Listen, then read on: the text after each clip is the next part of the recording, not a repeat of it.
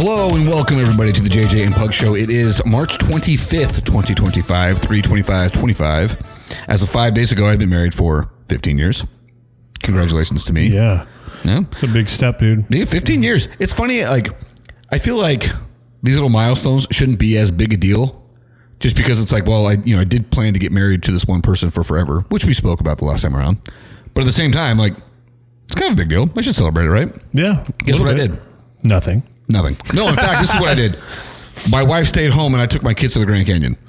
Oh, is that where you went? That's where we went, yeah. Oh, by the way, we're recording from the Highland Communities Podcast Studios, and this is a throwback. This is early 90s, late 80s. It's got to be, right? Yeah. Oh, yeah. It was 93. Okay, yeah. Something like that. Something feels like that. so right. Yeah. That feels so right. This is Jason's submission. Clay Walker.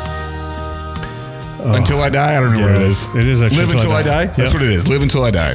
I was listening to it at the table when you sent me that text message because I noticed I was going through my playlist, or the added feature on Apple. I'm like, oh, like these are new. Who downloaded Clay Walker?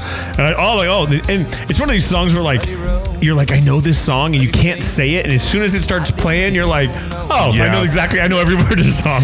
What's so funny is I have never been a country music listener ever. But these songs just take me right back to my childhood because they were on the radio. They were in people's cars. This is what was being listened to. Also, do you ever remember the movie Pure Country? Oh, yeah. This is what I think of when I think of Pure. And listen, not a country music fan. I loved Pure Country. That was a good one. That was a great movie. Absolutely was. George Strait, look it up, guys. It's a good one. Solid. Okay.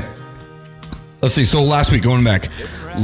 We were supposed to record last Wednesday, and then I got a invite to go to a Suns game. It's free Suns tickets. So I was like, you know what? My son's been begging me to go. I'll ask him if he wants to go. Of course he wanted to go. He was on spring break. So I go, hey, we're going to have to cancel recording this week, so I apologize for all y'all who were expecting it. But took him to the Bulls-Suns game. Yeah, how'd that go? Dude, it was awesome. It was awesome because this was his first game ever. We had pretty solid seats. And Devin Booker went for 41 points, scored 20 in the fourth quarter to put us over the top. I tell you what, dude, I couldn't have asked for a better game for him, the experience. Yeah, I was going to say, how did he like it? Oh, he will tell you all the time it was the best day of his life. He said it multiple times. Dad, this is the best day of my life. Which is kind of like cool. At the same time, it's like, wow, man, how low is that bar? It was just a Suns win. So I had to adjust the video on this. It started recording at the wrong thing, so it may be two different views. It'll swap in about a minute and a half, 2 minutes, but it's good now. But we'll fix it. No big deal. Anyway, not a big deal. Sorry. Anyway, so good for him. That's fun. That's a good game to go to. Oh yeah, dude. The Suns are going to make the playoffs. Shut up. I know. Trust me. I thought that last night. So I'm watching the game. Right after Devin Booker hits a game winner with 1.6 left on the clock, I texted my nephew, super fan, David, and I'm like, I effing hate this team. Just when I was ready to write them off and like, okay, I don't care anymore, they go on a winning streak of real hard games. Like, okay, the Bulls not a big deal, the Raptors not a big deal. Oh, excuse me, beating the Cavaliers the way they beat them, that was a huge deal. And then to come back and beat the Bucks last night, but I'll tell you this, I have no belief that we're going to win the next game. No, but who knows? I think the Celtics are the next game. Again, I didn't see him beat the Cavaliers at all. It doesn't matter. All you have to do is get in. If you can get in and they start playing hot towards the end and they get in. And then we can get beat real bad by the Thunder. Or we could upset a lot of teams. It's not going to happen. That, I feel so confident. Because guess what I found out today? Guess who's not playing again? Bradley Beal. And guess who's not played a minute of this win streak? Bradley Beal. We talked about this, bro. He's on the Joel Embiid plan. He got paid. Yeah. Hang out, be injured, come out for a little bit, be injured again. And there's win an MVP. Yeah. That's the thing.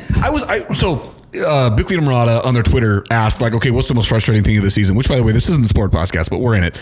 And my answer was, the most frustrating thing of the season is that we're completely giving Bradley Beal a pass for how much of a drain he's been on this team because he says the right things. Joel Embiid doesn't get a pass when he's got an actual injury, real bad injury history, and an MVP award. The guy has actually been an MVP, and he doesn't get the pass that Bradley Beal does. All right. Want to get that out of there. It seems like you're a little hot about that. Yeah, well, quite hot about it, actually. So we'll move past that. We'll talk about something another time. Let's see. Oh, yeah. Sorry. I was just looking at the list here. One of the things we have here was a question based off of the last show we did about divorce. And the question was, how many divorces would you still be okay if you were to start dating somebody with a possibility of marrying? Now, you already said that you're not getting married again. If No things way. don't work out for whatever reason. I've tried. Nope. It's not happening again. Baskin Robbins, baby. Well, Hey, to each their own, buddy. Yeah, it's true. At It's that true. point, I'm like, I don't care. okay, but this is the conversation I've had many times. And my answer is probably going to be offensive to people who fall in this category. Anybody who's had one divorce, you can fully excuse it. You can fully say, listen, you know what? Maybe you just married the wrong person. You were from a small town. You married your high school sweetheart. Whatever. Maybe you didn't know the person when you got married. Maybe jumped in a little too fast. There's a myriad of reasons as to why a first marriage wouldn't work, right? So you can excuse it in always. I can even excuse the second one because first one doesn't work. You've never been alone before. You jump into something a little quick. Jump right in. Yeah. You jump right in. Oh my gosh, I made a huge mistake. I can't believe I let myself do it again. Then you get out. Okay. As if it's a third one. That to me is when it's like, maybe hold you're the up now. problem. Yeah. Like, that is it. It's going to be offensive to some people that are in that category. And I know them and I love them. But at the same time, there's a lot of, hold on now. Where do you think the problem lies? And I don't know. I hope to never have to find out where I actually stand on that. But it was a question. I wonder where you would be. I don't think it matters. I mean, I guess like after 3, I think 3 is a solid number. If you're into 3, 4 marriages, you got to start looking inside and be like, maybe I'm the problem here, right? Like, but I don't know. Do something like if you got to figure it really like if the first marriage was a 2-month or 2 year, like a quick little bada bing, bada boom, and then you're so used to being married, you do it again. You get divorced a third time. I don't think you should. Why would you want to get remarried? Now, that is the real question right there. At what point do you say, listen, you know what? I've tried this. I'm meant to be alone. Yeah, like you need to be alone. You're just not married anymore. Like I'm not trying it. Like I can have living girlfriend, boyfriend, whatever. Like I don't need to have somebody that I need to be married to and spend $33,000 on average. Yeah. And the untold billions, by the way. Yeah. Trying to get my son his pacifier here. He's hanging out in the studio with us right now. Got a little baby here. We'll show him in the next one. But right now he needs a... So I don't know. I guess it just depends on the person and whatnot. But I mean, is it really that big of a deal? No. But I would say after 3, if I'm dating somebody and you realize this will be their 4th marriage or their 5th marriage, you're like, You got to do some thinking. You got to do some thinking. Okay, come on, dude. Uh-oh, little man's going to be upset. This is the beauty of having kids. Trying to have kids, they said, in your late 30s. It'll be fun, they said. Trust me, if that was a choice, I would have made it earlier in my life. Okay, so just why are you just sad? Your kids are growing up and they don't care about you and you're not 40 yet. No, but at the same time, this kid, when he turns 12, I'll be 50. Yeah, you didn't think that through. You better stay in the weight room. yeah, exactly. That's exactly what it is. I can't let this kid be stronger than me when he's in high school. No freaking way, man. His old man strength comes into play at 50 though, bro. Like, then you just all of a sudden you're always stronger. I honestly feel like that's where I'm at now. But anyway, okay. So quick, here's a question for you. Okay. Well, so what do you think right now is the divorce rate on your first marriage? Percentages of first marriages that end in divorce.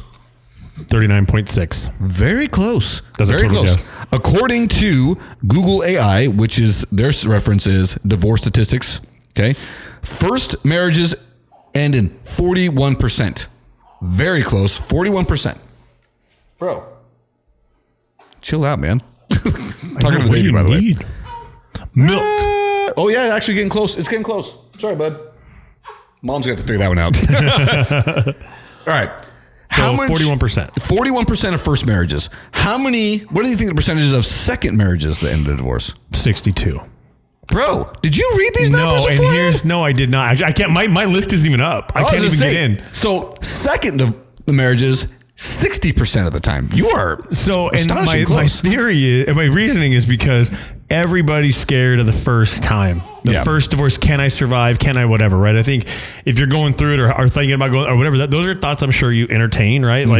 But then you get divorced and you're like, hey, I survived. I'm good. I just think it becomes easier to pull the trigger, which is probably why there are second and third marriages on both sides where they get married, is because people realize that I don't have to stay in this I guess I don't have to try if I don't want to, because I've made it before I can make it again. And that doesn't make it right or wrong or indifferent. I'm just saying that I think it makes it understandable. It makes it where like, hey, look, I don't need, because I got to imagine if I got divorced and I got remarried, heaven forbid, like there would be a prenup in place. There would be things that say, look, wait, I'm not. Hold on.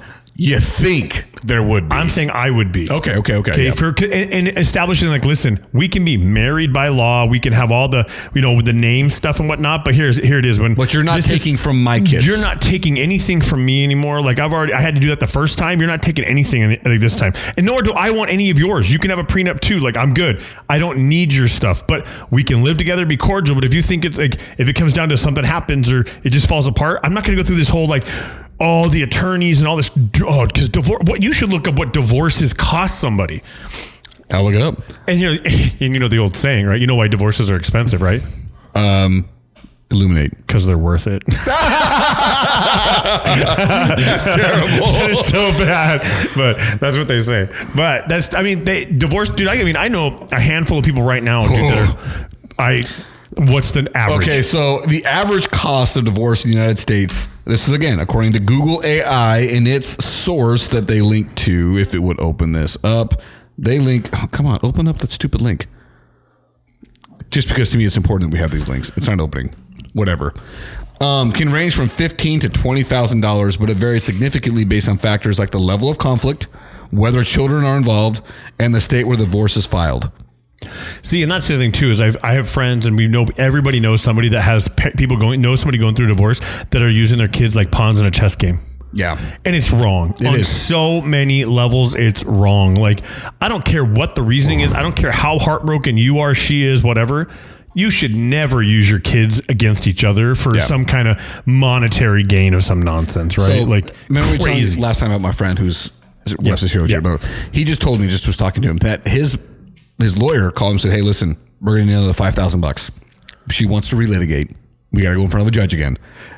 And he's like, another $5,000. Another. And he's like, and then after that, it's going to be another probably $4,000. And it's just like, dude. So this right here, cost estimates, a uncontested divorce, even an uncontested in which you're saying, listen, both parties mutually separating. It didn't work out for either one of us. Google says that right there ranges between $3,500 and $7,000. That's basically just in legal documenting. Yeah. That's what that is. A contested divorce can range between $15,000 to $100,000 or more per spouse. Dude, I have not total. Dude, no. Per spouse. I work with a guy right now. He's one of the guys who work for me, and he's going through a nasty divorce. They were only married 7 years, right? Not crazy. Dude, I think he's in about $30,000 worth of debt right now to lawyer fees. Oh my gosh. And I'm like, bro, how do you, but he does not, when he has his 3 days of his kid, he doesn't work. The next 2 weeks, he will work every day of the week. He will max out what we're allowed to work in a week, hours wise, every week. And I can't help it. I'm not going to stop him as long as he doesn't go over and he's good. Like, I'm like, dude, I get it, man. You're trying to make he made close to probably over $100,000 in overtime last year just from having to work just because he's trying to stay afloat, and cover a divorce. And he didn't even have a house. Like, she's living in the house, he's living in a bedroom apartment and stuff or whatever, he's renting a room or something. But it's like, it's so messed up that it's come down to that. Like, for anybody, like, dude, I'm telling you right now, I'd be like, here, take everything. I don't want anything. I'll start over. You can have everything. Well, and that's what you'd hope. That's what you'd hope would solve it. Yeah, I'm like, listen, it is what it is. Like, you can have everything, stay in the house. I don't need anything. I will start over. You can have everything you want. I don't need it. But I would hate to go into this whole no, let's nickel and dime. Right? What the voice is that? Yeah, What Kermit the Frog just showed up? Like, it's true, dude. It's true, dude. Dude, Patrick Mahomes just walked in the room. Holy cow. Sorry. I did not mean to make fun of you. I was not prepared for that. No, but that's the way it is, dude. You hear this nonsense all the time, and it just it's kind of sad, man. The world's come to that thing. Sorry, dude. I'm still hearing that voice. Okay, quick question for you. What percent of third marriages do you think end in divorce? Because you have been so good. I am really impressed. Third marriages percentage. I think it would be lower. Am I right? Am I lower than the second one? Throw your number out there. What do you think? I'm going to say 47. You would be wrong. Higher? It is 73%. So, nearly 3/4 of third marriages end in divorce. And I think And this is based off of divorcestatistics.com. Goldberg Jones is what they list as the source there. And I believe you nailed it on the head when it came to the second one. You've gone through it already. You know you can survive it. And then if things aren't going the way you want, you bail. And that's even more so with the third. And I figured, but I was trying to be optimistic that maybe the third time's the charm and they've figured it out, right? Yeah. But no, I mean, it makes sense. Like, again, you're just saying, okay, fine. Like, it's almost like a breakup now. But if you look, even across society today, divorce is not taboo like it used to be, right? Like, no, your parents, my parents, dude, it didn't matter. I mean, my parents, they're both gone. They passed on. But dude, there were some times when, I mean, they were both into alcohol and stuff. There were some fights, bro. Like, and you didn't leave him. She didn't leave him. He didn't leave her. Like, I think my mom broke my dad's nose 2 or 3 times. Like, and he's the more I hear about your mom, dude, the more I really like this lady. She was a wonderful lady, dude. But like, she threw an ashtray at his face one time, bro, and busted him in the nose. But like, that's where, like, they still stayed together though. Yeah. Now it's like, oh, there's not this taboo where it's like, oh no, because your friends will tell you, hey, just get divorced, dude. Who cares? You'll be fine. You'll figure it out. You'll be fine, or whatever. Yeah, and see, that to me is the part that, like, it's at some point it's pretty admirable to fight through it, because, I mean, if you're getting real honest with yourself, you don't like everybody 100% of the time. You don't like anybody 100% of the time. I don't like me 100% of the time. That's what I mean. Yeah. So, like, yeah, it's pretty easy to get irritated with somebody who's also an independent individual who has their own thoughts. That you get mad at your own thoughts. Yeah, I know, right? But like, that's why I feel like it's admirable to be able to say, you know what, I'm not letting that go. That's what I was saying last time. Like, figure out what it was you fell in love with. Like, figure that out again. But for some people, it's just gone. I do not. That happens, I do right? not deny the fact that that is 100% a real thing. Yeah, I think you can get divorced and it'd be a thing of like, listen, like, I still love you, you still love me, but there's a thing where we're not in love anymore, and things happen. Like, life changes, people change, and I used to not believe people change, but as I get older and you experience your own life stuff, that you're like, I could see people do change. Yeah, people absolutely do change. You know, and especially with like a traumatic event or something happens, like, it can change you. So it makes sense, like, but it doesn't have to be vindictive. It doesn't have to be malicious. It doesn't have to be crazy. It's going to be emotional, right? If you're married for 15 years, 20 years, that's a death in the family when you divorce. Yeah. Everybody's going to feel it. It's going to be a mourning process, right? It probably won't be as long of a feeling as a death, but it's like, it's a mourning. Like, you're cutting somebody out of your life you've been with for 20 years. That's a long time. Yeah. But it doesn't mean it has to be malicious or just mean, you know, but that's just me. That's too much energy for me to be mean. And like, it just, like, I don't know, like, you fell in love with that person, right? He or she is the mother or father of your kids. Yeah. There's a respect there that's just, they're entitled to you not treating them like crap. Now, then they play the whole tit for tat, right? Well, she treats me or he treats me like crap. But it's the whataboutism. What about what they did? What about they did? It doesn't matter. It doesn't matter. Be the bigger person. Like, grow up. I don't know. Be an adult. We're not on the playground, you know. Well, he hit me first. Okay. I love all that, because that's actually a fantastic segue into the next thing I was to say. So if there's anything else anybody want to talk about, I actually got a few requests, but we didn't lead them all. That's the one that I wanted to get into. And that is the whataboutism. Well, what about this political party? What about that political party? This is the sound I wanted you to blind react to that I caught on the Bill Simmons podcast. Again, with Derek Thompson. We've talked about him before in their Future of Everything episode they always do.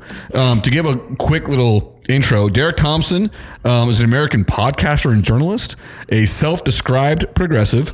He is a staff writer at The Atlantic, and he has a few other things. I just figured that would be the best way of getting it. So here you go. Critiques is just that the Democratic Party and liberals have gotten out of the business of building. This is an organization or a movement, a coalition that's gotten really, really good at spending money and at judging success by how much money you spend. But it's brought us to a world where, like, California brags about authorizing $30 billion to build a high-speed rail system that does not exist. You know, just 2 weeks ago, the mayor of Chicago bragged about spending $11 billion building 10,000 affordable housing units. That's $1.1 million per affordable housing unit. I mean, this is pathetic. Democrats need to be the party that builds things. And especially after 2024, which, as you know, as everyone knows, was an affordability election. If you ask people who changed their mind between 2020 and 2024, why did you go from Democrat to Republican? Over and over again, it's groceries. It's especially housing. It's affordability. And really, if you take a close and honest look at the cities and the states that are run by Democrats, they often do the worst on affordability. San Francisco, Los Angeles, Boston, DC, where I'm from. I mean, these are some of the places that the working class are leaving and where you have really high rates of homelessness. And one of our ideas is that it goes back to housing. These places have gotten really, really bad at building homes. And if you're going to call yourself the party of the working class and you cannot build houses for the working class, that is a major, major problem. And you probably do deserve to get your butt kicked in every few elections. So we're trying to change that. We're trying to change the soul of the Democratic Party to a certain extent, from a party that associates success with how much you spend to a party that associates success with how much you build. So he was introducing a book that he and another progressive, I can't remember the other one's name, wrote together. And he's basically talking about these are the overall critiques they have with the overall Democratic Party. And to just continue to solidify his point, do you remember how much they talked about how much Kamala Harris, you coming to grab the boy? Oh, wife's taking him, gonna feed him. Let's get him on camera real quick, actually. Oh, there he is. The big reveal. This is my baby. This is my baby. Yes. Look at him. Can you say hi, Trent? It's two. Yeah. Okay. That's not the food I was thinking it was when I opened my eyes. Yes. Thanks, babe. They talked all they talked about was the amount of money Kamala Harris had raised and the amount of money that she spent. It didn't mean crap. No. It did nothing. It won't do anything. Didn't do anything. See, so I've been kind of we try to stay away from politics as far as picking a side, right? I think we try to be as neutral. We have our own views, but we try to understand both sides. Yeah, right? I know that you and I, when we talk, we definitely try to do that, whether it comes across on the cameras or not. Yeah, it is what it is. But the reality, like, I don't disrespect people for their views. I don't understand their views sometimes, but it is what it is. But what kills me right now with the Democratic Party and why they need to rebuild is their hate for Elon Musk all of a sudden. Like, he was their savior, their Tesla, their green energy guy, their all this stuff, right? And because he's now, I guess you'd call it Team Trump, right? For whatever his reasons are, it's like now we got people lighting Tesla stations on fire and which is insane. And doing these things. And it's the same party that liked this guy. It's like, dude, what are you doing? Like, how do you not... And listen, I saw a lady at the Capitol. I was walking to the Capitol the other day and I see this lady and she's there by herself. I'm like, why are you not at work? And then second, it's got a sign that says Doge, whatever. And it's got a line through it. And I'm like, okay, I'm not the most well-versed on this Doge thing enough to get really into it. But what I do know is that we are saving billions of millions and millions of dollars, not going somewhere else. Now, where it's going yet, I don't know what we're going to do with it. That's to be said. But how can you be against not sending or how can you be against him saying, hey, we're not going to send your money to Venezuela for sex changes. We're not going to send your money to Afghanistan for cartoons of some crap, right? Like, why are you upset about them saving your tax money? Like, why don't we use it here? We have homeless people, veterans, all kinds of people that could use a lot of that money to do something. But again, it's just that, like, okay, so you don't agree that how it's happening, but at the end of the day, how can you be that mad at somebody that's coming in and saying, why are we sending that much money somewhere? I don't get it. I just don't. Here's a question I ask you. Do you believe that every institution in the government is really run right? No, they're all fraud. Okay. Do you believe that the money that we spend in our government has been perfectly allocated? No. Okay.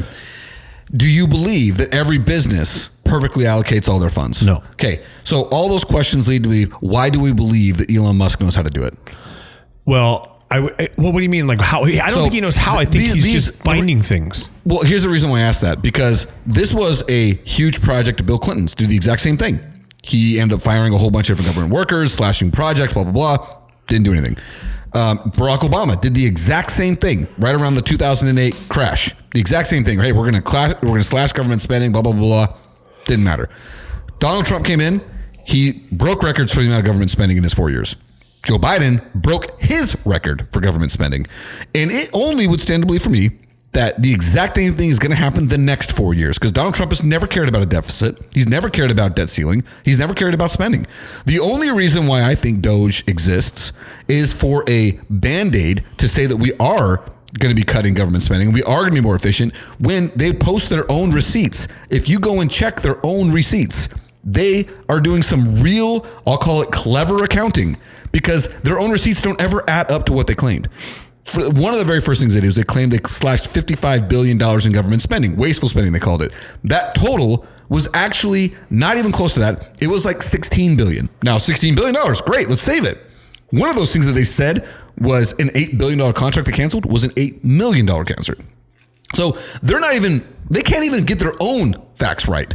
So I think one of the reasons why people are really upset with Elon Musk specifically, and you can put him in with the name of Mark Zuckerberg, Amazon guy, Bezos, Jeff Bezos, any of the major billionaires of these tech companies who have always been liberals, they put them all in the same stew.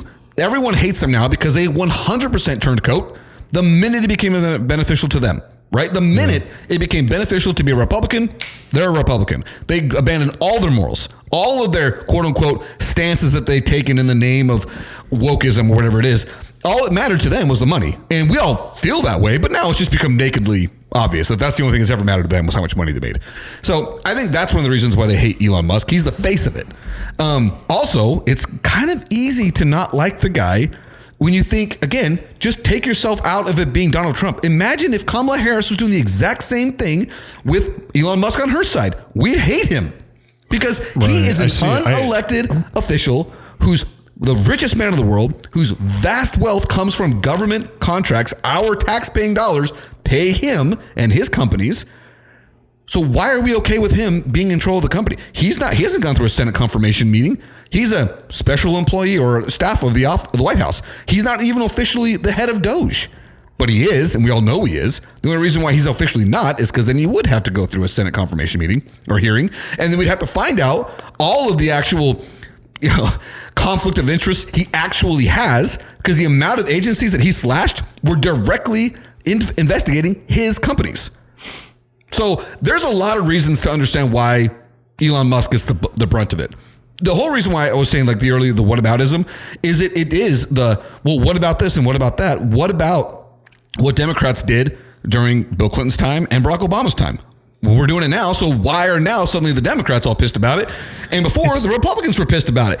It's the stupid fight because one side's the blue side that says it, one side's the red side that does it, and you can't ever agree that the other side might have a good idea. Well, agree. And then it's like the whole idea of like, it's like America, we always need an enemy. Yeah. Right? If we didn't have an enemy, what would we do with our time? Yeah. Why would we have a $700 billion defense fund or whatever it is, right? Yeah. So we always need an enemy. Yeah, trillion. We always have an enemy. And the same, we never can get along. It's like, well, and you got to figure there's obviously some profit of sides being against each other. Yeah. So there's obviously that, right? Whether it be one or another. They'd never want us to come together and unify ourselves because then we'd overthrow the government and be like, what are you guys all doing? Yeah. Because like you said, you think about the amount of money in Fox News versus MSNBC. Well, CNN, I don't even know where CNN is anymore. They don't know where they're at. They try to be centrist. They're left and they're right. They have no idea what they are. So, but the point is, these huge, massive media companies, they get their advertising dollars by catering to one side or the other. It is so naked and obvious. It's news, it's all that stuff where like they all just push whatever they can to almost like, and algorithms help with understanding that, hey, look, that you spend more time watching a conservative thing than a liberal thing, so they're going to send you all the liberal stuff that you're going to hate, and it's just going to piss you off even more and then fuel your fire back the other way. Oh, yeah. I don't know. It's so corrupt anymore. And I'm not saying Elon Musk is the answer or Doge is the answer, but it's just, it's hard when you look at everything and you're like, my problem is, and this has always been my problem, is I hate that we invest so much of our money somewhere else. Yeah. That's the bottom line for me. My thing is, and I think we talked about this, like I love the idea of saying that the United States, we have, so we will give, we'll take care of. But if it really was, if they really were saying we are 100% going to be America first, then I could understand that argument even more if they did it. Yeah. If they did it, I could understand, but they're not. They're not. We're still heavily invested in what goes on with Israel and Palestine. We're still so invested in that. I just saw, and I didn't read the article, so take this for what it's worth. It's literally a headline, and it's on my list of things to read. But it was about how now we're going to help Russia with their exports to help their economy. Why? Why? Listen, is Russia not the enemy anymore? The devil you know is better than the devil you don't. I guess. I don't know. I would say this. It'd be better like, you know what? We're going to say this. We're out. We're bringing all the troops home. We're going to bolster our borders. We're going to work on manufacturing in this country. That's what we're going to do. If that's what they really would do, that would be America first. And I could hear it, and I could say, even though if I disagree, it's a stance that at least makes some sense to me because we do have our own problems here. We do. But we don't do that. I mean, this is an example I'll use, and I don't know if it's a perfect one, but how long did Donald Trump in his first administration talk about how he's going to end the war in Afghanistan? I mean, he kept delaying the date, and then Joe Biden comes in and does the messiest exit of all time. At least he all of our stuff left everything. But you know, people could say, well, at least he left. It was like the worst exit ever, but he did it. And that would be more American first than what Trump did when he never did. He never left. But I don't know. It's probably a circular argument because it is one of those things I get super frustrated with both sides. Derek Thompson's point about how if Democrats really were for working people, then why is it that every single city that we know of, where it is a known blue city, they have the highest crime rates, they have the worst homelessness problems, and they're the most expensive to live in? It's true. I mean, don't know. There's at some point you have to say, well, it's not their fault. Like, well, you know, there's enough. Like if you were to throw something on the dartboard, there's enough things landing in the same spot to say there might be a magnet behind that board. Just maybe. There might be. Yeah. And also, and this is not entirely fair, but if you were also flip that and say, where are the most affordable places to live? Where's the least amount of crime rates? Where's the least amount of homeless? It's typically in more red areas. And I'm not saying I know all the reasons for that. I'm not going to pretend to. I'm sure there's some data out there to point why, but I'm just saying it's kind of just the way it is. I remember this happens every single time there's an election. Every time there's an election, you look at the election boards and they'll put the whole country up and how much of the country is red. I mean, like if you were to look at surface area of the country, it's like 90% of the surface area of the country is red.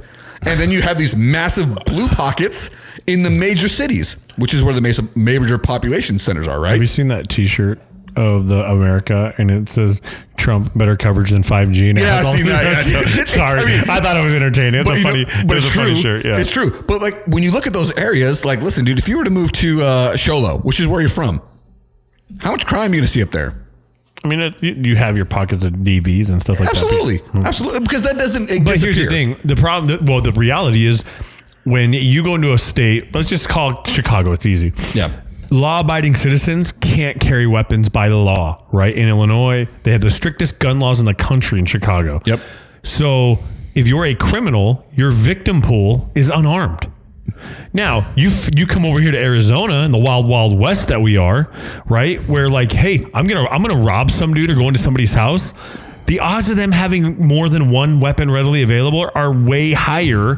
And statistically, I like my chances in Chicago. Yeah.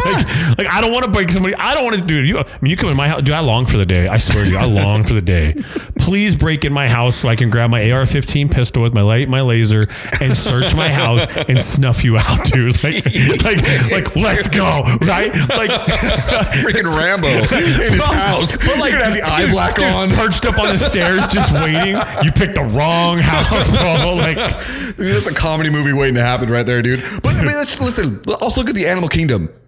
If you're in the animal kingdom, are coyotes hunting other predators, or are they hunting the chickens in your backyard? Right. Or the rabbits in the brush? No, man, they're going after the easy prey. Easy. And that is natural selection. All in the blue plates it's easy. And that's not a Democratic slam. It's just easier. I'm sorry, but it's true. And if there's one thing we know about criminals, they are not afraid of breaking the law. No, they're not. They don't follow the rules. Yeah. So I have a grievance if you want to push your little button. Oh, yeah. Just heck yeah, baby. Maybe just think about it. The tradition of Festivus begins with the airing of grievances. I got a lot of problems with you people. Now, you're going to hear about it. So it made me think about it because I'm going to clear my house, right? Okay, listen, I am so over solicitors coming to my freaking house. It is out of control, dude. Like, I had 3 different pest controls knock on my house in like less than an hour and a half. And I don't even answer my door. I usually go for the top of my window. I have a window over the door. Yeah. And I'll just look out the window like, what do you want? What are you selling? Well, I don't want it. Don't come back. And but I always say, hey, listen, do you need a water or something? It's warm. Like, yeah. I'm not a complete dick, but I'm tired of it. So I walk out. What is this? What is that? Nobody's 100% dick. What's that from? What's that from? I don't know. Dang it, dude. Oh, it's going to kill me. I'm going to look into that. Dude, my buddy, Ricky, he's going to text me. He's like, dude, that's 100% what this is from. Nobody's 100% dick. Well, that's how I'm like, okay, I'm not trying to be a complete like jerk to him, but at the same time, so I finally, the third time I go out and I open the door and I walk outside and what do you want, dude? And he's like, I'm here. And I said, listen, I don't care what you're selling. I don't know what neighborhood you guys are doing or what's going on, but dude, this is the third time in an hour. And he goes, and it was a kid, right? He's like, are you serious? I'm like, yeah. And I said, what are you selling? He goes, pest control. I said, yeah. And that just knocked on my door 10 minutes. He goes, was it Eco Shield? And I said, yeah. And he goes, those sons of, and I was like, he goes, I know, I just got yelled at 2 doors down and I'm like, bro, it's because this whole street of this neighborhood is overfished right now, right? Yeah. So we go on Amazon, right? Guardians of the Galaxy, that's what it is. Guardians of the Galaxy, the very end of the movie, yeah. So I've never fully seen that whole movie. Oh, dude, it's great. I've seen it enough to know what it is. But anyway, so we start looking up signs on Amazon, right? And we're like, I want to get a clever, funny sign. So we got one that says, we were too broke to buy anything. We already know who we're voting for, blah, blah, blah, blah, blah, right? And there's also something about the missionaries. We found God. Yeah, we found Jesus. We found Jesus. We don't need a pest control guy. Yeah, our home's secure. Please go away. If you're not Amazon, FedEx, whatever, go away. Yeah. Well, then I'm starting looking at other things and order this other thing, and it comes with it puts over the Ring camera, right? So you can put a little no soliciting signs when they go to see it. It's got a little thing under it. Well, one of the little things that you could stick on the sticker, it says busy doing hawk to come back. Dude, I'm like, my kids were at home and I'm like, we should put this on just to see if they see it when they come in, because they know they're teenagers, they know everything. But absolutely. I was like, dude, oh, that is so funny. The amount of money that girl has made off of a 5-second moment is unreal. Unreal. But it's so funny. But I was like, but anyway, I hate solicitors. Stop going. And I have a sign up, but I'm like, okay, you know what? I'll give you the credit. You can't see the sign. That's why I bought this new one. But man, why? Like, I just don't know, man. I can tell you why. There's a lot of money in it, man. I know there is. And it's either solar or pest control are the two things that always come to my house. Yeah. And I always tell them, bro, I don't want solar. I'm good. I know a guy if I need it. And then pest control, I have a guy. And I try to be nice. But we had one group of two guys come back to my house 3 different times in the same day because we didn't answer the door. I've got kids at home and they're like, Lexi's like, Dad, this is the same guys. Like, this is creeping me out. And I'm like, like you start looking like they have an iPad, like they're selling something, but yeah. I'm just not home to answer the door and be like, what do you want, dude? Yeah. Like, I'm done. Get off my property right now, dude. So I can't wait. With this sign I have now, if somebody knocks on my door, full board. Protected by Smith & Wesson. Yeah, you should be able to punch a dude. If you have a sign up like that and they still ring your doorbell, or have you seen the ones that they'll put on the doorbell that say, baby's sleeping, don't ring the doorbell, whatever. And they ring the doorbell. Still ring the doorbell. You should have full board open up and throat punch them. And then just say, sorry, bro, that's what you get, dude. You'll never do it again. I literally have a sign. Bill Engvall, his whole thing. Here's your sign. Here is your sign. I put it right here. Leave me alone. I don't like people. Go away. Clint Eastwood, get off my lawn. Yes, Gran Torino. So for me, like, I actually have a heart like a soft spot because my nephews all do it. Bro, they have a company. Like, that is what their company does. They sell this service. Not so much like they sell their salesman service to companies who want sales. Right. And they do it. And they're good at it. And I did it. I hated it. And I was not good at it. I get it to an extent, which I understand it's business, right? It just becomes the problem. And like, I apologize to the kid when I was, but I'm like, dude, you should know when you're going into a neighborhood if it's been overfished or not. And you just go drive around before you start knocking. Like, you can see people walking. You're probably like, oh, dude, I don't want to piss anybody else off. Because if they're selling pest control, I don't know what the market for pest control seems to be the same. So it's like, listen, you're going to kill my bugs. He's going to kill my bugs. This guy's all going to be about the same price. And they're all going to come back and they're all the same price. So I don't need a new one. You're not going to offer me anything. You give me a year's subscription for free and then I can renegotiate afterwards. I'd maybe consider, So all that's being said, I have a pest control company that's talked about sponsoring the show. So perfect. If that's the case. Don't knock on my door, though. I'd rather get a phone call or an email about it or a text to say, no, I'm not interested. Or a flyer. Oh, dude. I can do a flyer. So I just put it at my door, walk away. I had a friend who did a door hanging thing where he literally just door hangers. Didn't knock on doors, just door hangers. I don't know if it worked. I mean, obviously it cost him a lot up front because he had to buy get all the printing done. And I don't know how many of them ended up in the wind, but I don't know. Maybe it works better. It's hard for me because when it comes to things like this, I've already got somebody. That's what I'm saying. I've already got somebody on most everything that they're coming to sell me for. Like, I've already. The one thing that's really nice about living where I live, though, dude, It doesn't happen. I get one a year. Yeah. I live in a regular neighborhood where you're Yeah. just walking down the street. And again, I understand it. It's business. Somebody, because the 1 or 2 they sell for the day will probably pay them for the month. Like, Yeah. I get it. But I'm like, dude, like, how do you not just look down my street? Because it's a long street and see other people walking and think, okay, this is overfished. I'm just going to leave this neighborhood. At least, that day. Yeah, that day, bro. If it's that day? And then here's the thing. What really pisses you off is we're in a modern day, right? Do you ever just show up at somebody's house without calling or texting you're on your way first? Like, No. really? You always like, hey, we're on our way. Hey, we'll be there soon. Not even my parents. Like, you're going to tell them you're coming. You don't just show up, right? So when I'm laying on my couch almost asleep and the doorbell rings, I'm like, you've got to be kidding me. Dude, and if these guys only knew that you were working the night shift and you were sleeping. I'm like, well, I answer the door with no shirt on half the time or in a tank top. I'll slam the door open. I'm like, what? Like, what can I help you with today? So, Dude, you need to disconnect your doorbell. Dude. And put one of those metal doors on because I have a metal one. Oh, you have a metal one? But it's not, the problem is it's not locked, but they just ring the doorbell. But I'm saying, disconnect the doorbell. Nobody likes knocking on those freaking metal doors. They freaking hurt. I can tell you this is a guy who spent 2 years knocking on doors as a missionary for the church. Whenever I got to a storm door, I was like, all right, just going to go ahead and see, and that's what buckle up for happens this too, one. right? Is I think people who are like religious things, right? Like the missionaries of all different kinds, right? Whatever. Yeah. They're knocking doors. Like the crappy part is they're not the pest control. And the guy who's pissed off may need Jesus or Jehovah Witness or Jehovah, whoever you're into. But the problem is they just done been pissed off by the guys down the street. By the guys selling solar. So they're ruining it. For, the guys selling solar and pest control are ruining it for all the missionaries. For the people that need all Jesus. The people that maybe need some kind of Jesus in their life. Well, too bad. You done pissed him off and now he wants to shoot the next person and you happen to be a missionary. Oh my God. What a way to go out as a missionary. Yeah, geez. Out there spreading the word and killed by this guy. Yeah, pest control got him. It's crazy. Pest control got him. All right, dude. I quickly wanted to vent on the Southwest. You are just like everybody else now. Oh yeah, they're dumb. They just screwed everything. They completely sold out. Like, what separates you from any other airline? You know what? That's my grievance. We had grievances. Yours. This is mine. I was gonna hit the number again, but whatever. We already got it. But like, seriously, why?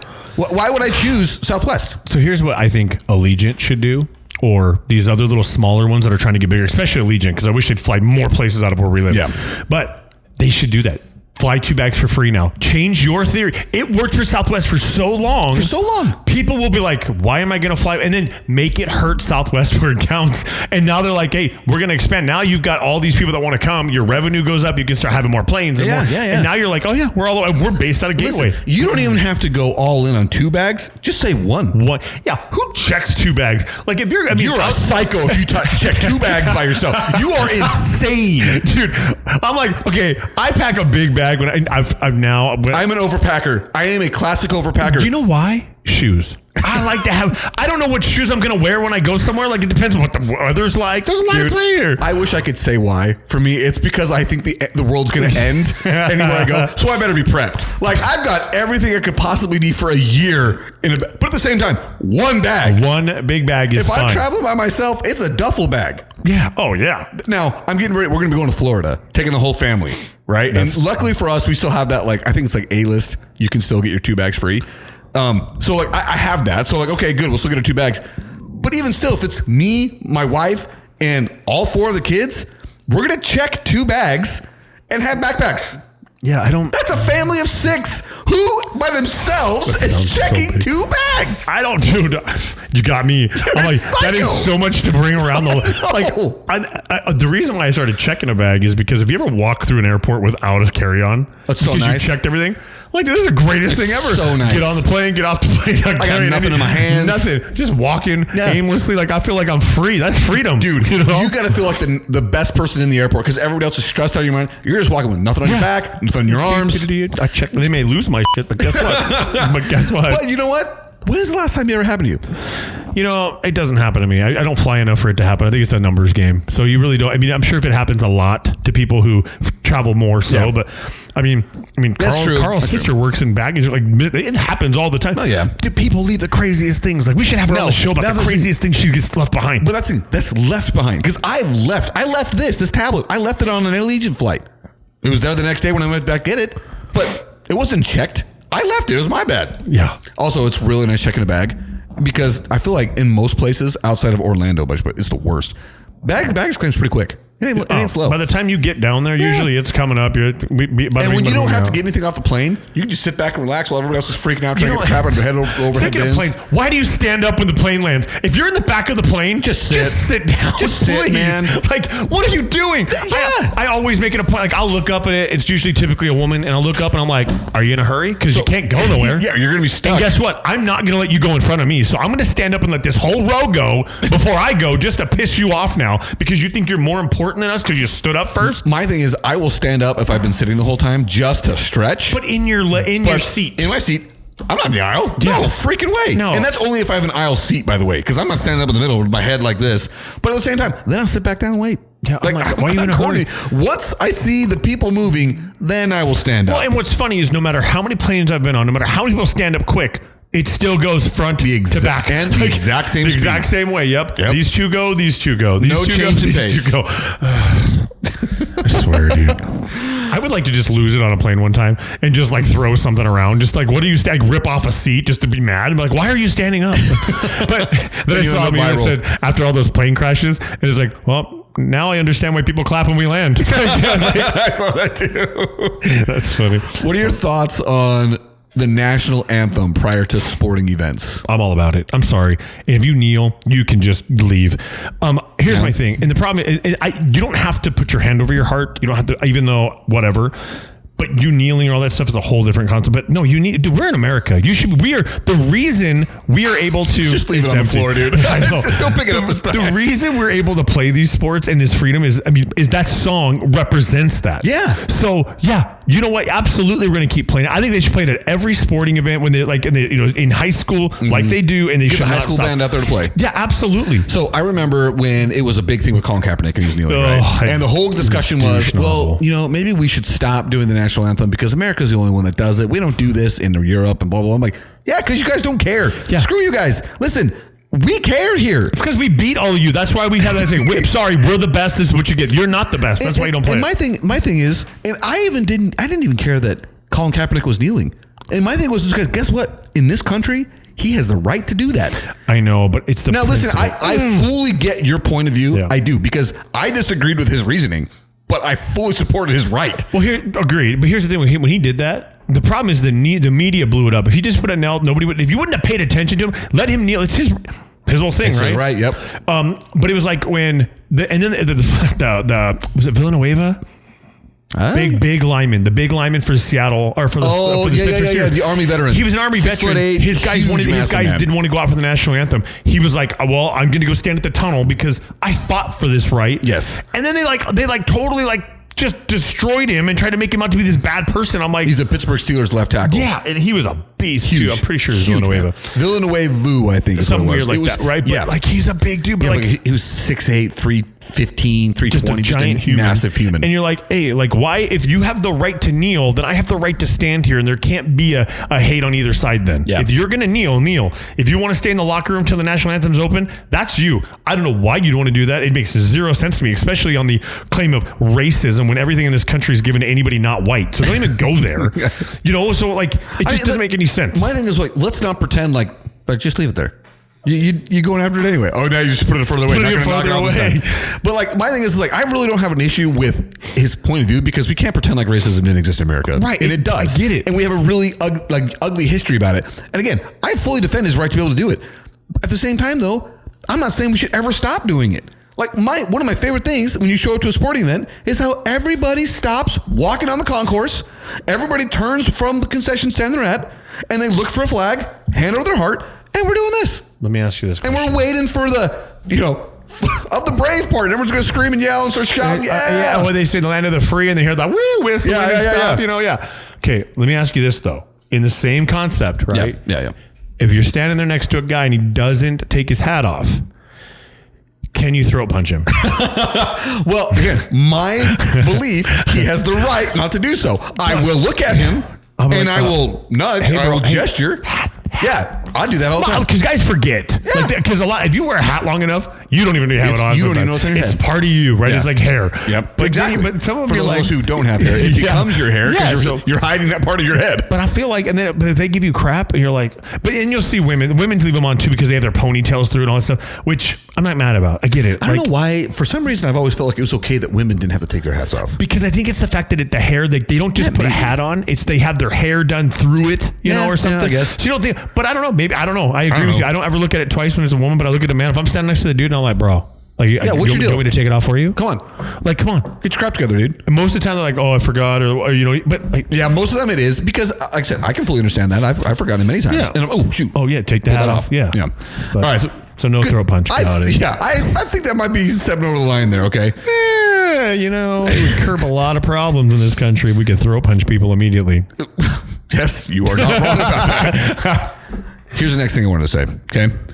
One thing that I find crazy, and we talked about this a long time ago, and I never actually got into it until I started this diet, okay? Protein shake, frozen. Just a protein shake, frozen.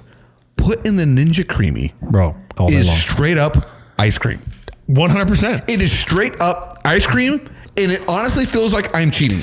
Bro, I feel like I'm cheating on the diet. It's a great thing. It is just a protein shake. Yep. It doesn't matter because it's the consistency of like the ice cream. And you're eating it with the spoon. Yes. You're like, I shouldn't tell anybody. But I'm Dude, so me and my two buddies, we're both doing this. They're not doing the same thing I am, but they're doing their own version of it. Yeah. And we're like every single time we're like, this can't be real. Like, and we're talking about different like protein shake combos. Dude. My favorite right now is chocolate marshmallow. It is so good. One scoop of marshmallow, one scoop of fruit, cocoa pebbles. Boom. Done. It is great. Done. Do you use water or do you use Fairlife? I use water. Yeah, I've the first one I did was Fairlife. Fairlife is a much better consistency. Of course. It's much better. Of course, but you can still pull it off with water. You can still pull it off with water. It's not, like I said, it's not as good. It's almost more like a slushy, but it's got the right. You're eating it with the spoon. Yes, Yeah. Dude. Oh, also on the same vein, you know what I do not understand?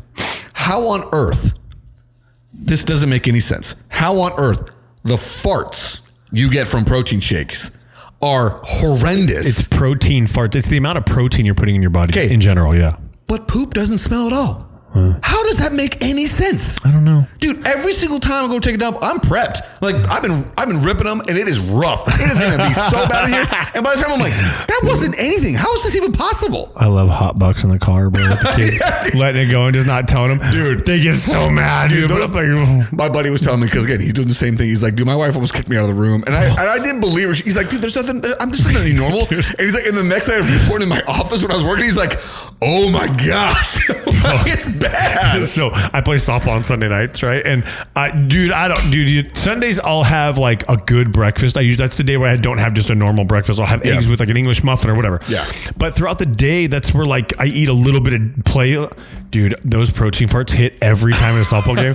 And I'll run into the dugout and grab my glove, or if I'm up to bat first, and I will crop dust that whole place. And I'll run out, and they're like, I just get my back turned, and they're like, when you did that, I just start laughing, and now they know it's me because I'm the only one that eats like that. Dude, on the drive up to Flagstaff so with my funny. kids, my son, Dad, did you fart again? And I've got the windows up with the window lock on. They can't roll them down. Like, dude, but I don't even care. It is the dude. craziest phenomenon how those farts can be so rank, and the poop. Well, and it's what's like funny is odorless. it's not just men, because like in the bodybuilding world, you just end up talking to a bunch of men and women. Right. Dude, they say the same thing. The protein farts are no joke. And I'm like, it's funny to hear a woman say it because most women don't like to fart in front of men for the most part, right? But it's still one of those like. Shout out to my sister Ann, who has no problem with it. Dude, Kara was on my couch one time, dude, and she let one fly. I'll still remember it, dude. It scarred me. Carl's sitting right next to her, dude, and she let this one go. And it's just, I was like, was that real? And Carl just takes his jacket and just covers his nose. Oh, yeah. But she's like a sister, so it's okay. But Yeah, well, mine is literally my sister. Yeah, protein farts are no joke. Dude, it is, like I said, the fact that the fart can be that way and the poop isn't is just astonishing. And like, then, so you eat a lot of food right now, right? You're eating a lot of food. Yeah. How much are you pooping? Not near as much as you thought. No, not near as much as I want, but I'm still pretty consistent with once a day. Right, which is fine because you're still getting waste out and stuff. Yeah. Yeah. Dude, I struggle with the fiber. Oh, that thing? Because it turns into freaking Jello if I don't immediately drink it. Yeah, so I bought one of these like blender cups from Costco. They came in a pack, and I put like you got to be careful how much ice you put in because it turns to gel if it's not enough, or if it's too much, it's too like it's almost like slushy, which isn't good. But I figured out enough. But yeah, I do. You have to drink it almost right away, or else it becomes kind of thick. I put it in a protein shake. So I mix in the protein shake and then I take it to the office. Dude, between here and the office, it was like sludge. I'm like, yeah, you gotta trying so. I gotta get like a freaking spoon out to eat this. This is straight up Jello. Yeah, I'm not a fan of it. Yeah. But I'm trying my best to get all this crap down, but it's hard, man. It's hard to get it all in. It's a challenge, I'm sure, every day for you because you're learning, but you're doing well. I can't believe you did not just say that's what she said to what I just said. I was staring at you waiting. I'm like, he's gonna do it. I should have, but no. We got time with something serious. Dying serious. That's true. That's something I enjoy, but yeah. All right, and then the last thing, and then we'll call. I don't think we do a part two. There's nothing really to talk about anymore. We already talked about the Suns earlier briefly, and that's all we needed. Okay, this is the one question. I set you up for this last night. I wanted to know what actor or actress that you wish had not just disappeared because when they were on their run, I mean, they were firing 101 mile an hour fastballs every single time they showed up. Well, and so I started thinking about people that the problem is like not so much disappeared, but died. Oh yeah. Chris Farley, 100% Chris Farley. He's the top. When you said died, Chris Farley's the first person. Dude, John Candy. Yep. These guys that just like they were in a run of just like funny, right? Or they're always good, and then it's like boom, they're gone, and then you're like, I wonder what it'd be like today. Yeah. If they did. Chris Tucker was an interesting thought. Chris Tucker was mine, and that's the one I told you. Like, this is my guy. Because what was his last movie? Well, actually, he was in that movie where what was it called? I think it was called Air. It's the Matt Damon Ben Affleck movie about how they got Michael Jordan to sign with Nike. Oh, he's one of the guys that works for Nike. But before that, he hadn't been visible in years. He was in with Jackie Chan, right? Rush Hour. That's what he was big time in. The first movie I ever saw him in was The Fifth Element. You ever seen The Fifth Element? Oh yeah, Bruce Willis, old school. He's the radio. Movie. Yeah, he's the radio jockey. Watch it again. He is. Every moment he's in the movie, it is hysterical. He is an amazing part in that movie, but he's not a big part. He's not a very big part, but every moment he's on screen, it's like, dude, this guy's the greatest. He was funny in Rush Hour. And Rush Hour was awesome. And then he just, and Friday? Oh, of course. Friday. Yeah, of course. And then nothing. Yeah, exactly, dude. Like, that's like a never-ending GIF. Everybody uses that. I use it all the time. But like that one and what's Debo. Stop eating. Come on. Yeah, dude. Friday day was a good day. I mean, but really, like, Chris Tucker's one of those guys that his flame burned bright, and then he just disappeared. He just stopped. Where's he at? I don't know. I remember reading or listening to an interview or something like that where he basically just said he just kind of got tired of fame, and he just didn't want to do it anymore. Yeah, Keanu Reeves is tired of the fame. He still makes the money and then disappears and then lives like a homeless person. Yeah, then just shows up on the New York subway. Yeah, but he's a baller. Every movie he does is out of control. Yeah, but what, I couldn't think of any other person like Chris Tucker who just stopped and they just because they were done. They just didn't want to do it anymore. Like, I mean, there's lots of guys like that when they get old. Like Sean Connery, he didn't act until he died. He stopped. Gene Hackman, who just passed away, same thing. He made his last movie and was done. Still suspicious. I don't know. What happened? He was 95 years old, man. 95 years old. Bro, but like there was a lot of like suspicious circumstances around the whole thing. So the thing that was suspicious is that his wife, 20 years younger, also died. And their dog died. But he died at 95. Like, to me, it's like, okay, yeah, he's dead. But I'd read some story about like it might have been like a mouse, like a mice virus that got her.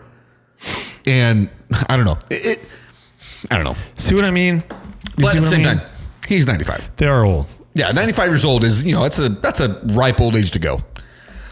So, you saying that last night made me think of this thing I read, and I was trying to find the exact article, but actors who are serving life in prison, right? People you'd know or wouldn't know and stuff, and it's pretty crazy, dude. Like one of the guys from that 70s show. Danny Masterson. Yeah. A guy named Michael J. So did you ever watch the show The Shield? No. He's one of like the main characters in the first season. The Shield's about a crooked cop thing, and he's a trainee officer, and he's in it the whole time because he's hiding that he's gay the whole time. It's actually it's a really good series, one of my favorite series of all time. But he's in it for killing his wife. Oh wow. I was like, there's a guy from like one of the Power Rangers.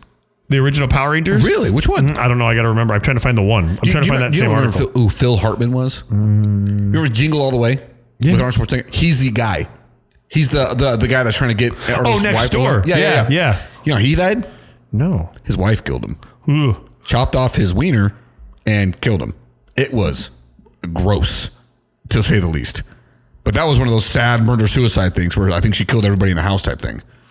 Ugh. Yeah, just real rough. I remember that being on like some talk show in the middle of the day when I was a kid. But, who else could you... Oh, the other one is... What about Wesley Snipes?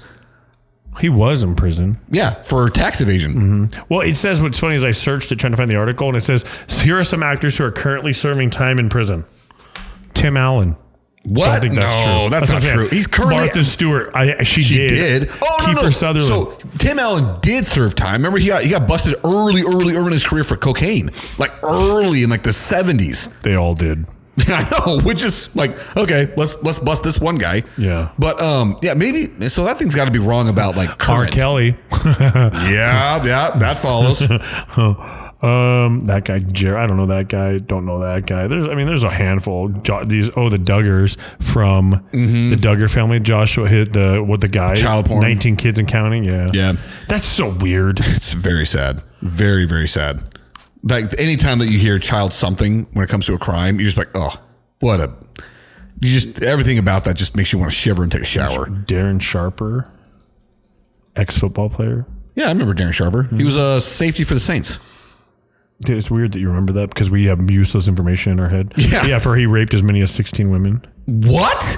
Holy crap. I didn't know that. How did I not know that? I don't know. Mel Hall, former professional baseball player. I don't know who that is. Harvey Weinstein. So here's one that this person just kind of like disappeared off the map. Rick Moranis. Oh, from Honey, I Shrunk the Kids. Yeah. He did. He did that Honey, I Shrunk the Kid thing, blew up the kid and then disappeared. Blew up the kid and disappeared. Love the way you phrased that. I want to say his story was his wife, I think she got cancer and died, and he stopped to take care of his kids. He just was like, I'm done. I'm dad now. I'm not wasting time. That I might not be fully selling that story correctly, but I'm almost positive that was his story. Let's see here. Just on this list of people that it's got, one of them was Jonathan Taylor Thomas. Oh, yeah. JTT, heartthrob of the 90s. He was such a heartthrob, man. Dude, absolutely. Tool Time and all these Man of the House. Remember Man of the House with Chevy Chase? Yeah. Another one was Amanda Bynes. Oh, yeah. I mean, she had like a weird nervous breakdown type thing. She went kind of crazy though. Didn't she have like a weird her like makeover? Like she went like shaved her head, whatever she did. That was, Britney Spears did the shaved head thing. I think she just started getting real weird about stuff she was posting and people got really worried about her. Britney Spears. I was just watching. I was sitting on the couch and it said like music in the 90s was such a great time to be alive, and it was all different like. And one of them was Britney Spears, Hit Me Baby One More Time, and it was showing the music video. And I look at Ali and I'm like, this is what changed us men forever. This is what turned me from a boy to a man. Yep. This was it. Oh yeah. Let's see if there's you can't make that up. Oh. Other names on here. Let's see. Randy Quaid. Oh yeah. Randy Quaid. Wait. Randy Quaid. Randy Quaid is a name from Total Recall. Like, wait, Randy Quaid. I'm pretty. No, Randy Quaid. I know, but isn't that not Arnold Schwarzenegger's name in I don't Total think Recall? so. It's Quaid. Something is Quaid. Maybe. I'm gonna look. But Randy Quaid is the guy on Independence Day who is the drunk pilot. Oh yeah. Remember me? Hello, boys. I'm back. Exactly. That's him, and he's in Christmas Vacation. Oh yeah. So, hey Clark, ship's full. yeah, that's that guy. If I remember right, something like he ended up being homeless. Something weird like that. Yeah. Let's see what else we got here. I don't know. Freddie Prinze Jr. Not really. I mean, he wasn't really much of a movie guy. But I mean, this is just a quick. When I put up actors that disappeared on Google, it gave me this list of people. Some of them like Cameron Diaz. I don't think she disappeared. She just, unfortunately for a lot of female actresses, they just kind of stopped losing their roles. Like Drew Barrymore and all those kind of girls. I mean, their roles just kind of go away. This is one that is kind of interesting. Douglas Quaid. Is that what his name? Yeah. No, there you go. Quaid. You had it right. Sorry. Okay, and this is from Yardbarker. 25 stars who walked away from the limelight. Gene Hackman, the Olsen twins, They're into fashion though. They're still around. They're big time fashion people. And they but they're not actresses. Every time I see them, they look more anorexic, which is weird. It is crazy how skinny they can look. Gross. This one is, I think, probably one that most people knew, and that is Phoebe Cates. She was the heartthrob of the 80s because of, was it Fast Times at Ridgemont High? Yeah, that is the movie. Yeah, I'm almost positive it's the scene everybody knows. Coming out of the pool. Yeah. Oh, yeah, she's hot. Rick Moranis, talking about Macaulay Culkin. Oh, yeah, but he didn't do anything after Home Alone or like Richie Rich. Yeah. I don't know. But he got into drugs and stuff too. Yeah, he had one of those rough child actor histories. Amanda Bynes, Emilio Estevez, I guess. Mighty Ducks. JTT. I don't know who Sid Barrett is. Oh, leader of Pink Floyd, I guess. Meg White from Jack White and the White Stripes. Never saw that. No. She was the drummer. The White Stripes, remember the band? Nope. Oh, yes, you do. Seven Nation Army. I'm going to Wichita. I think so. I mean, maybe. Now. Okay, yeah. Yeah, so you 100%. I don't know the It's literally in every, she's his sister. It's every war, so isn't it in like Forrest Gump? Is that the same time? No. I don't know what. I don't know. Anyway. No, yeah, there's a whole bunch of those. Let's see if there's another name on here that I actually recognize. There's a whole lot of like, Daft Punk. You remember their moment? No. There's a lot of, you don't remember Daft Punk? The band? Or I should say the group, I should say. No. A whole lot of artists, like musical artists on here that I'm like, I don't know that many people. Sean Connery. Yeah, that's what I said. Sean Connery just walked away. Dave Chappelle has reemerged. But do you remember when he disappeared? Like he walked away from Chappelle's show and nobody even knew where he went. He just wonder where they go. He went to Africa. Of course. Yeah, but I mean, he went back to like just get away from all of it because he was, I don't know, I guess he was just done with everything about it. Even though Chappelle's show was like a cultural phenomenon at the time. Freddie Prinze Jr. Yeah. But would you call him much of a big actor? He was more like a... Jessica Biel. Married JT and has kind of disappeared. Yeah. And she was so hot in Summer Catch. To me, those ones are Maybe like... you want to play baseball. To me, they're like CW stars. Oh, yeah. You know what I mean? I wouldn't call them like huge stars. Like to me, Chris Tucker... Rush Hour is one of the biggest movies of the year. Rush Hour 2 is one of the best sequels ever. It was so good. And then Rush Hour 3 was okay. And then done. Then done. Just gone. Anyway. All right, dude. You got anything else? No. We'll see. I think we pretty much covered most of it. Jack Gleason, Rip Torn. Oh, Rip Torn. Yeah, he was. Oh, dude, Rip Torn's from Dodgeball. Yeah, you can dodge a wrench. You can dodge a ball. It's probably the last movie he made. Yeah, it probably was because he died relatively young. I want to say he died in like his 60s or 70s. Which to me, if you're dying in your 60s, you're young. Dying in your 70s, you're young.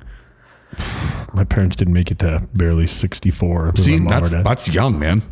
Alcohol. Alcohol and body abuse over the years. Smoking, whatever it was. Last one, actually did want to say this just because, and this is another grievance of mine, and I wrote it down here as something I want to talk about in the sports section, but since we're not going to do it, I'm just going to say this. One of the things that bothers me most when people give sports like predictions or if they're going to analyze the upcoming season, they always say, well, if this team stays healthy, of course, we all know that. World. Yes, but injuries are a part of it. You can't just say, if healthy, I'll be right. No, that's not the way it works. We all understand that players are going to get hurt. Look at the 49ers. You start the season knowing Christian McCaffrey's going to get hurt. So put that into your guess, your analysis, like your estimate. It's got to include the fact that these guys could get hurt. And the reason why I say this is because people always talk about I remember it was specifically this was recently about the Phoenix Suns and about the Dallas Mavericks. So if they were healthy, they'd be the best team. No, they're not. Because guess what? Bradley Beal never plays. So you can't say if healthy, we know we might get 50 games out of him. That's it. Plan that in. And with the Dallas Mavericks, with the if healthy, if you get Anthony Davis, if he's healthy, he's one of the best. He's never healthy. Yeah. So factor that in. He's never healthy. If I won the Powerball, I'd be rich. Yeah. Yes. Right? It's that level of analysis to me. It's dumb. Like, dude, you can't just say, well, if healthy, everyone gets hurt. It's sports. It just bugs me to no end because it's like a way of like cushioning when you're wrong. Well, I said if they were healthy, but they're not. But they were and you never. didn't take into consideration, But for example, you know what happened today? Horrible news for the Diamondbacks.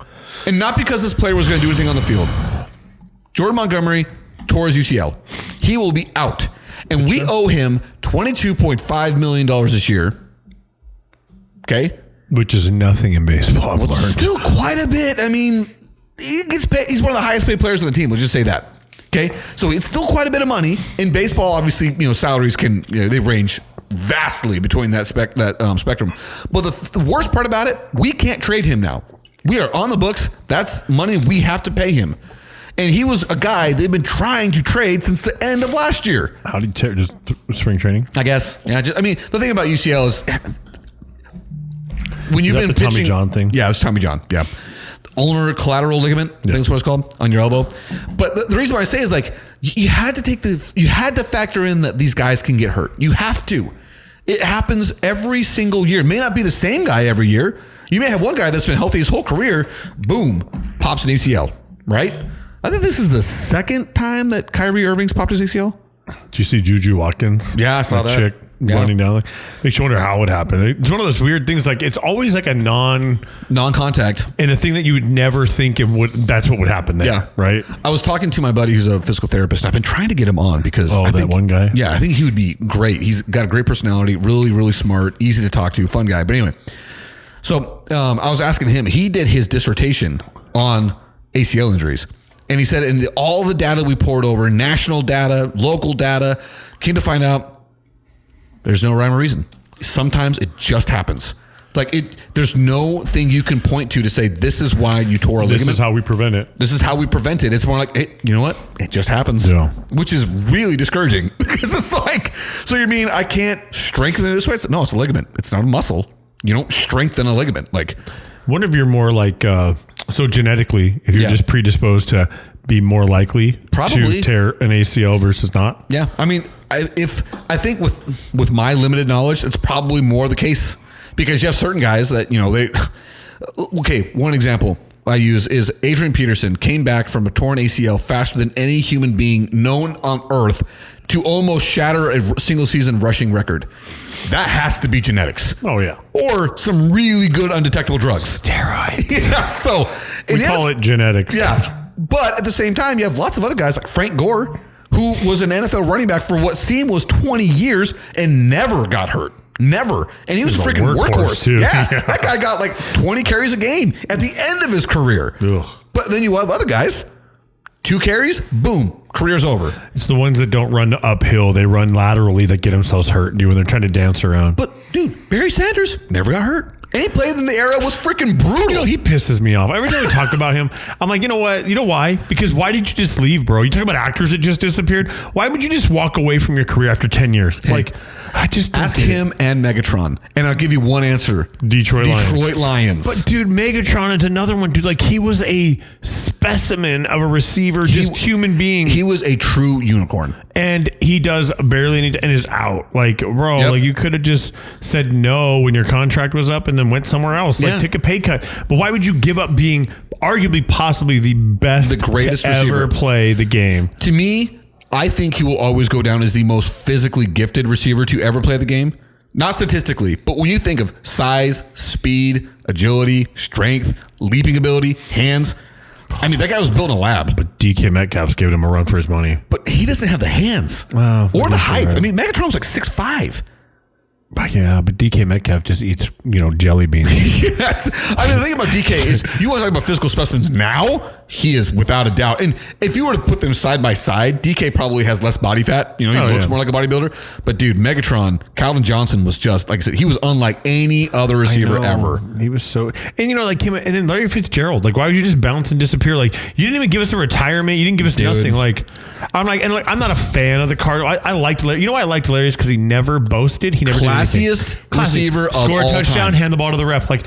Me scoring is my celebration. I don't need to rub it in your face, right? I don't need to go Terrell Owens and pull this thing out of my sock or grab cheerleading pop-ups. Oh, that was kind of cool. It was awesome. Popcorn. Very entertaining, but Larry was like, no, I'm just going to play. The thing about, when you talk about, it's rare that you ever call a receiver like a lunch pail guy, come to work and do your thing. Larry Fitzgerald was that. Come to work, don't ever drop a pass, end your career with more tackles than dropped passes. Could you think of a cooler stat to have? No. And not just a year-long stat. a 18-year-long career and that's your stat. But then you don't even give your fans a retirement, I know. like farewell, nothing. You just disappear. Listen, your kid's playing at Brophy, and you're not even going to come up and hang out. Like you don't even show up. You're not even present. yeah, dude, it's a bummer. I felt the exact same way about Steve Nash. Yeah. When Steve Nash retired, he didn't like. I want to ask him, and he has to be honest. What were the best times of your career? Couldn't have been Dallas. It was Phoenix. Definitely wasn't Los Angeles. 2-time MVP in Phoenix. 2-time MVP, and I mean, dude, and just away from multiple finals appearances. And how come you just like left, just up and gone? Like you retired and went to New York. Like, listen, I understand that that's where you want to live your life type thing, but come on back for more than just a jersey retirement ceremony. You know, like. Yeah. I don't know. But we're just normal people that don't live that lifestyle. So maybe it's just too big for them, or it's too much, or maybe it's too emotional, or maybe it's just they don't give a dang because they're better than everybody is what they think. I don't know. I just feel like Larry Fitzgerald still lives here. I think, yeah. And that's the thing. Like, I would love Larry to have a little bit more of a local presence. Like, pop up on the local radio station every once in a while. You know, give some analysis of what you think of going on at ASU. Officially retire. Oh, yeah, well, I mean, we all know he's officially retired. But come out and say, hey, listen, I've been devoted to my family, but I am not coming back for sure. Because, like, I feel like everybody's like, one of these days he's just going to be in the locker room. He's going to show up to training camp. Yep, he's going to just show up because he's still part of the team. And I'm like, bro, just give it up. You're 40. I also understand if he's one of those things where it's like, listen, you know, kind of like the way people would look at high school. I'm not going back to high school. I'm done. I'm not showing back up. I'm not going back for the reunions. It's over me. Yeah. Like I'm finished. Like my 20-year reunion is this year. And one of the suggestions was that we go to like a high school football game and they will shout us out. I'm like, I'm not going. We did that. Did you go to the high school football game? It was because it was a 20-year state championship. Okay, you want a state championship. Halftime, they brought us out on the field, and it was crazy. Actually, a lot of us came. There were still some guys missing that were just out of state. Right. But I was surprised how much we got to actually show up. See, but to me, that's completely different than just being the senior class at a football game. Like, dude, to me, I don't know. It's just also one of those things where they say they come back to the school. I'm like, that's not even our school anymore. What I don't understand is Arizona kind of sucks. Like I talk to people that are from other states and they have their like 20-year reunion and they rent out like this banquet. And all this, and it's like a big deal. And I'm like, dude, we couldn't even like, I don't even, dude, that's what you're talking about disappearing. So our student body president was this guy named Adrian Bennett. Yeah. And, like kind of a goofy guy. He was kind of heavier set kid, right? But he was a cool dude, just different, right? Yeah. Dude, he has nobody knows what this guy is. No social media, no nothing. And it's been 21 years. And you're like, bro, and he lost a lot of weight last time I saw him 20 years ago, 15 years ago. But we're always like, whatever happened to him? There was him and another guy. But I grew up with this kid. We went everywhere in high school together. He was just part of our little Vernon crew, right? Yeah. Graduated high school at 17, didn't turn 18 until October after he graduated. I have not seen him since we graduated. I don't even know what he does. He's got no social media, no nothing. One of my buddies' sisters dated his dad. That was kind of weird for a while. But like she kind of weird. She would kind of know like where he was at, kind of thing. But I don't know if he's married, kids. And these are kids that you grew up with from a small town. Like you knew these kids. Like, you know, just we hung out every weekend together for 3 years, and he just up and disappeared. And now I'm like, I heard he works in hotel management. I've heard all this other, but I haven't. You can't search him. Yeah, dude, that's weird. That's weird to not have any digital footprint in today's era. Nothing, bro. Like, I'm like, what are you using as what are you using as your name? Have you started it from the beginning with some random name that you thought 20 years from now I'm not going to want people to know where I'm at? So I don't know. It's weird. It's weird.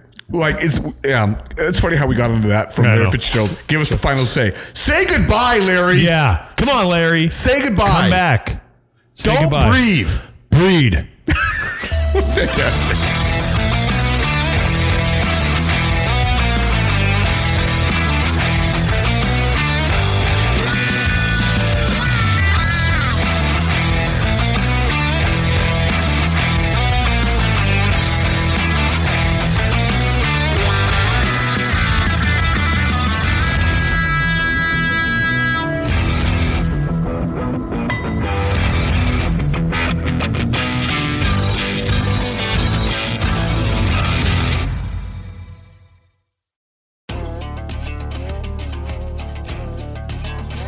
The JJ and Pug Show theme song is written, composed, and performed by Lane Hartman. Thank you to Highland Communities for the support of our show. You can find the JJ and Pug Show on Facebook, Instagram, and TikTok, and anywhere you listen to your podcast. Just Google us if you're confused. Remember to share the show with your friends and family. Subscribe wherever you listen. Buy a shirt, reach out to us, and place an order. Each shirt is $20, and if we can hand deliver it, we will, but if we have to ship it, it'll be $25. If you're able, feel free to support us by sending a donation to us by going to kfo.com/The JJ and Pug Show. That's ko-fi.com/The JJ and Pug Show. And thanks again to all who listen. We really appreciate your support for our show, and we hope to continue to grow.